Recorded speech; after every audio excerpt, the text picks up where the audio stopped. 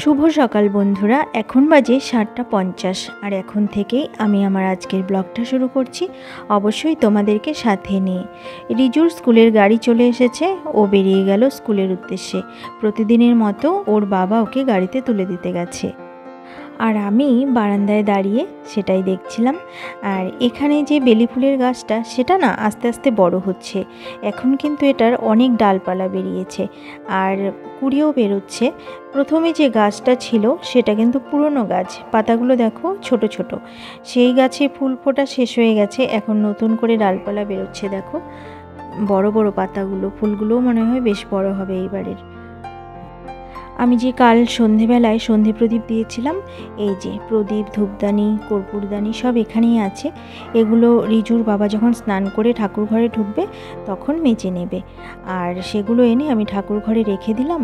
রেখে দিয়ে এই যে এই জানালার ধারে চলে এলাম। আর আজকে না মেঘ করছে, সকালে বেশ একটু রোদ রোদ ছিল, হালকা রোদের মতো ছিল, কিন্তু এখন আস্তে আস্তে দেখি আকাশটা মেঘ করে আসছে আর অন্ধকার হয়ে যাচ্ছে আস্তে আস্তে।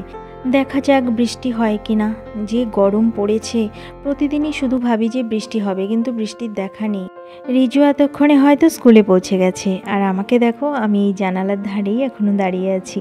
এখন গিয়ে রান্না বসাতে হবে, তা না হলে দেরি হয়ে যাবে।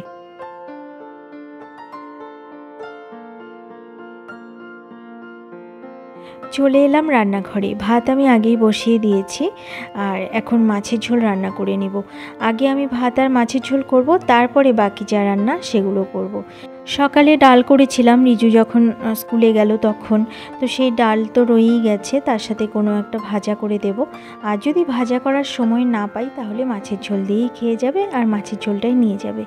এই করতে হবে আজকে, কারণ এত গরমে আর রান্না করা যাচ্ছে না। আর অন্য সময় না রাতে আমি সবজি কেটে রাখি, কিন্তু ইদানিং দেখছি রাতেও সবজি কাটতে ইচ্ছে করে না, ভীষণ গরম লাগতে থাকে। আমি এবার চলে এসেছি ঠাকুর ঘরের সামনে। দেখো গোপাল সোনা বসে আছেন, আর পুজো দেওয়া হয়ে গেছে। রিজুর বাবা দিয়েছে পুজো, প্রসাদটা এখনও তোলা হয়নি। রিজুর বাবা খেতে বসেছে। আমি ভাবলাম গোপাল সোনাকে একটু দর্শন করিয়ে দিই এই সুযোগে তোমাদেরকে। দেখো কাছের থেকে একটু দেখিয়ে দিচ্ছি, কত সুন্দর লাগছে তাই না গোপাল সোনাকে।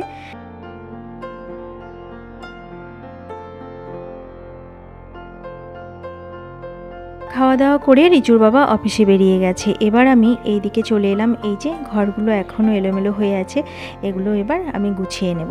আর দেখো ঘরগুলো আমার গুছানো হয়ে গেছে, শুধু ফার্নিচারগুলো মোছা হয়নি, এগুলো আমি পরে মুছিয়ে নেব। তোমরা তো জানোই আমি স্নান করে গোপাল সোনাকে সেবা দিয়ে তারপরে সেগুলো মুছি। আর এবার চলে এলাম আমি এই যে ওয়াশিং মেশিনটা, এটা ইকো ট্যাপ ক্লিন করতে হবে আর কি, এটা ভেতরটা পরিষ্কার করতে হবে। এটা তো হাতে করা যায় না, একটা সুইচ আছে সেটা দিয়ে দিতে হয়, অটোমেটিক ভেতরটা পরিষ্কার হয়ে যায়, আর বাইরের দিকটা হাতে পরিষ্কার করে নিই।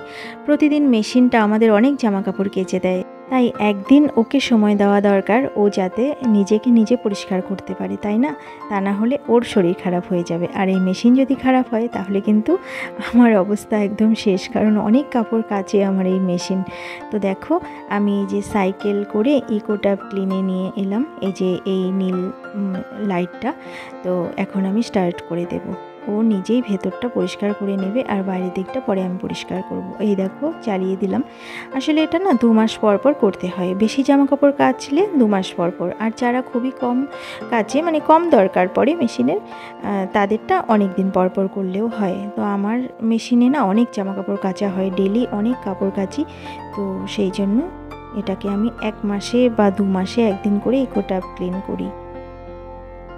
এই দেখো মেশিনটা চলতে শুরু করলো, আর এটার মধ্যে না এখন ডিটারজেন্ট বা লিকুইড সাবান যাই বলো না কেন কিছুই লাগবে না দিতে, শুধু সুইচটা দিয়ে দিলেই হবে, ও নিজে নিজেই পরিষ্কার হয়ে যাবে। একদম ভর্তি করে জল নিয়ে ঘুরতে থাকবে। এই যে বালতিতে জামা কাপড় দেখছো, এগুলো মেশিন থেকে বের করে নিলাম, এগুলো মেলে দিয়ে এবার আমি চলে যাচ্ছি পাখিদেরকে খেতে দিতে।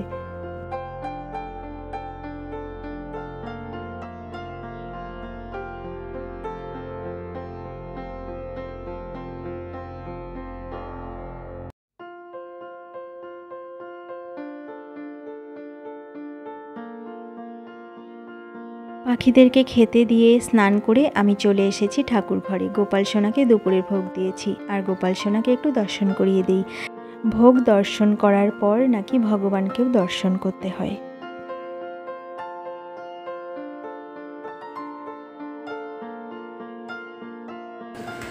রিজু স্কুল থেকে চলে এসেছে আর আজকে ও বাড়ি থেকে না টিফিন নিয়ে যায়নি, ও স্কুলের ক্যান্টিনে খেয়েছে।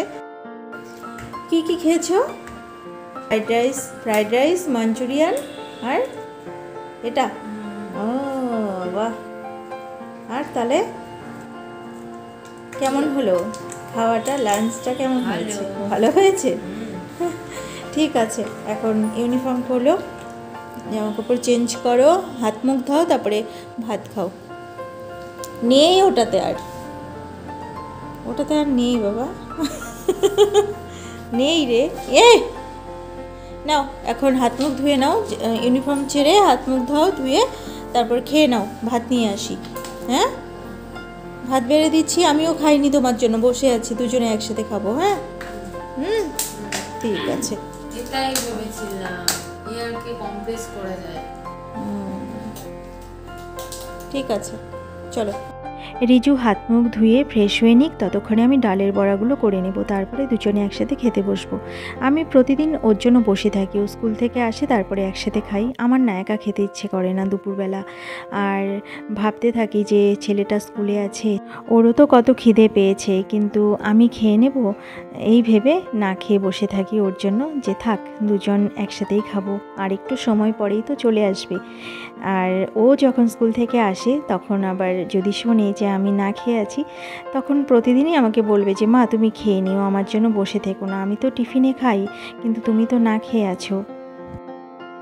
শুভ সন্ধ্যা বন্ধুরা। দুপুরের খাওয়া দাওয়ার পরে আমি আর ভিডিওটা কন্টিনিউ করিনি, এখন সন্ধে হয়ে গেছে। এখন রিজুকে আমি দিলাম আম দুধ দিয়ে মুড়ি, আর এখন থেকে ভিডিওটা আবার শুরু করছি, কিছুক্ষণ পর্যন্ত কন্টিনিউ করব।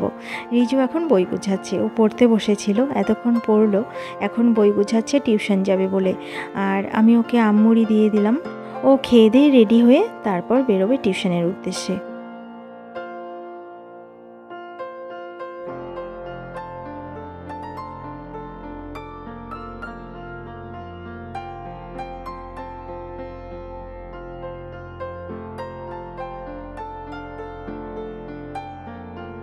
রিজু অনেকক্ষণ আগেই টিউশন চলে গেছে, ওর বাবা ওকে টিউশনে পৌঁছে দিয়ে এসেছে, এসে এখন টিভি দেখছে। আর আমি রিজুর বাবাকেও আম মুড়ি দিয়ে দিলাম। আর আমাদের চা খাওয়া কিন্তু এখনও হয়নি, মুড়িটা আগে দিলাম, তারপরে আমরা খাবো চা।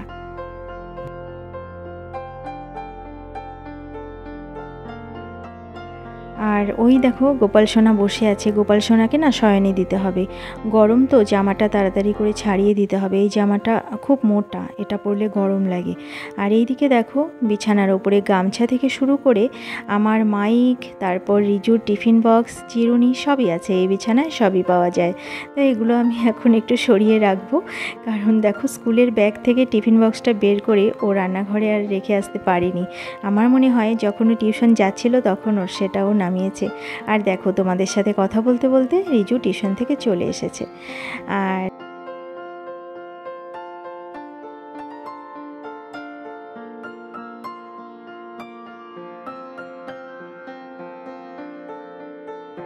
টিউশন থেকে এসে ও বলল যে এখন একটু কার্টুন দেখবে, তো আমি বললাম দেখো কার্টুন, তারপরে তুমি পড়তে বসো, যা হোমওয়ার্ক আছে সেটা করে নিও, আজকে আর বেশি পড়তে হবে না।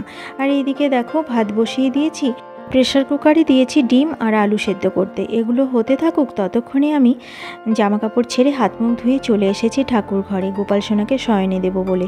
আর গোপাল সোনাকে আমার শয়নে দেওয়া হয়ে গেছে বন্ধুরা, দেখো তোমরা একটু দর্শন করে নাও, আমার গোপাল সোনা এখন বিশ্রাম করবেন।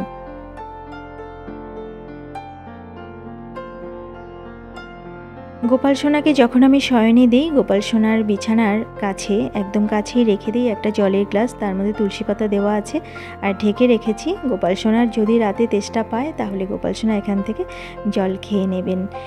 আমি প্রতিদিনই গোপাল সোনাকে শয়নে দেওয়ার পর এক গ্লাস জল এইভাবে রেখে দিই, কারণ গোপাল সোনারও তো তেষ্টা পেতে পারে, তাই না? এবার আমি ঠাকুরঘর বন্ধ করে দেব, পর্দা টেনে দিয়ে ঠাকুরঘরের লাইট অফ করে দেব।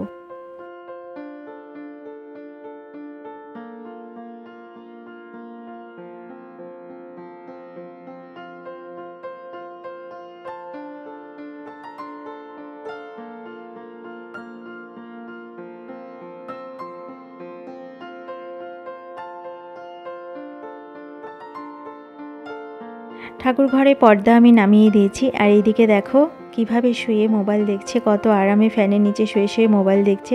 আর আমি গরমের মধ্যে রান্না করছিলাম, তাই আমি আলু সেদ্ধ আর ডিমটা মাখার দায়িত্ব এনাকে দিয়েছি। এই দেখো ডিম আলু সেদ্ধ একসাথে মাখা করেছে আর খেতেও বসে গেছে। বন্ধুরা, আজকের মতো ব্লগটা তাহলে এখানেই শেষ করছি। আবার অন্য কোনো দিন অন্য কোনো নতুন ব্লগ নিয়ে তোমাদের সামনে হাজির হয়ে যাব। ততক্ষণের জন্য তোমরা ভালো থেকো, সুস্থ থেকো আর হাসি খুশি থেকো। আমার এই ব্লগটা যদি তোমাদের ভালো লেগে থাকে তাহলে একটা লাইক করে দিও। আজকের মতো এখানেই আসছি। ভালো থেকো তোমরা সবাই।